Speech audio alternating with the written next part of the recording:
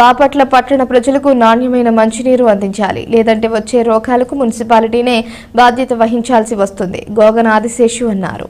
బాపట్ల పట్టణంలో ఉన్న మంచినీటి పైపులు 50 ఏళ్ల నాటివి అయ్యేసరికి ఎక్కడికక్కడ మంచినీళ్ల పైపులు లీకేజీలు వస్తున్నాయి.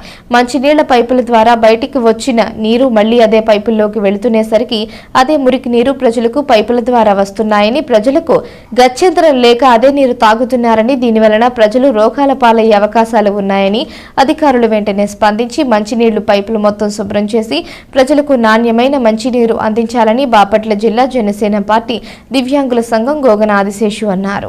బాపట్ల నియోజకవర్గం బాపట్ల పట్టణంలోనే మంచినీరు మురుగుతో వస్తున్నాయి. ఆ మురుగుతో వచ్చిన నీళ్లు ప్రజలు తాగటానికి ఇబ్బందులు పడుతున్నారు.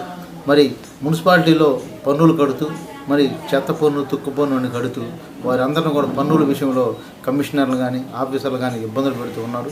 దానితో పాటు మరి మున్సిపాలిటీలో ఉన్న ప్రజలందరూ కూడా నీళ్లు, మంచినీరు మంచిగా ఇవ్వాలని పైపులన్నీ కూడా శుభ్రం చేసి బాపట్ల పట్టణ ప్రజలు ఉన్న ప్రజలందరూ కూడా మంచినీళ్ళు అందించాలని మరి ఎమ్మెల్యే గారికి, అదేవిధంగా కమిషనర్ గారికి, అదేవిధంగా కలెక్టర్ గారికి తెలియజేస్తున్నాం.